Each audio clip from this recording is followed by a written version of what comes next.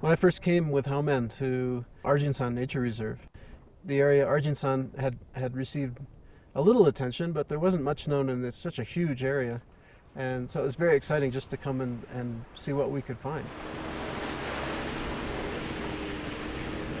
What we first saw as we were approaching Tudzihu, Rabbit Lake, was vultures circling over something. So we went to check it out. And what we found were 24 skinned bodies of these female antelope with their calves lying dead beside them. It should be a very happy moment to make a discovery of the calving ground for the first time in science. But instead, we were all filled with grief seeing that the poacher has beaten us to the calving ground.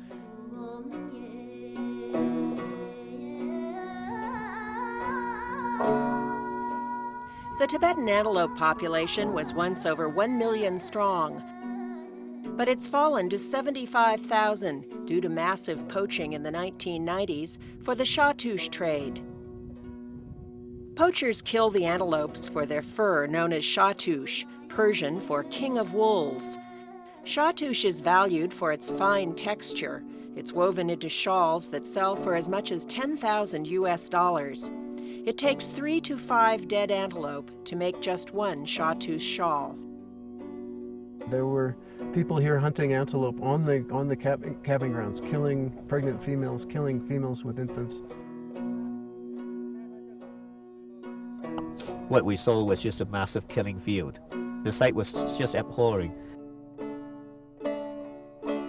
They would go out at night. They'd use bright lights and then the headlights of the cars and just drive straight up to the animals who were just stunned by the lights and shoot them point blank. I really put my efforts into trying to document what impact this hunting was having, because there are people who were denying that it was having any impact. Some people even denied that there was hunting for Shahtoosh at that time.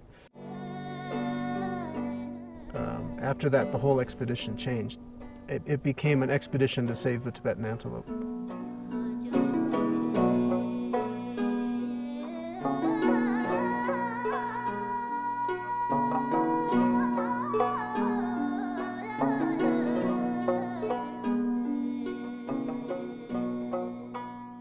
On our program this week, back from the brink, saving the Tibetan antelope from poachers and the threat of extinction. In 1999, CERS revealed their findings to a horrified international audience on broadcasts around the globe. CERS played a key role in a massive worldwide crackdown to end the Shahtoosh trade.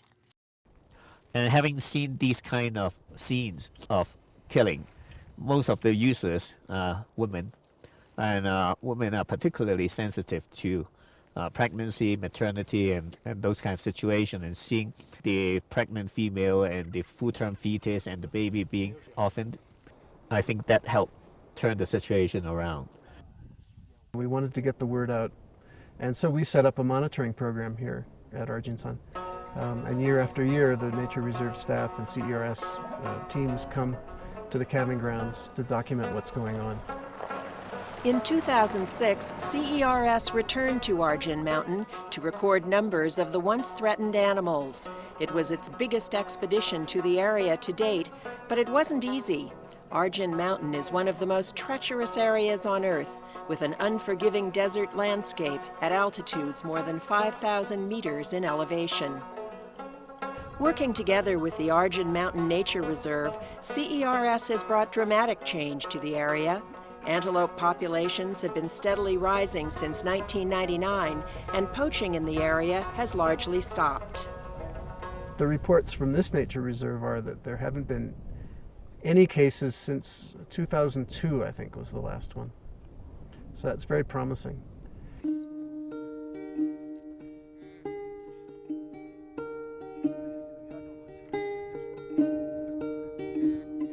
When I got a look into the calving process, I always felt very strongly that I was getting a peek into one of the last mysteries of the natural world.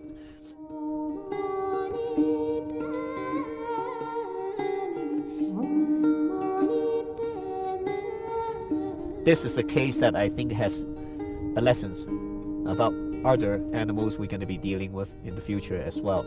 In China, do we have to wait until something that is in such a crisis state before we actually start putting in enforcement and resources to turn it around? I hope we don't have to do that again.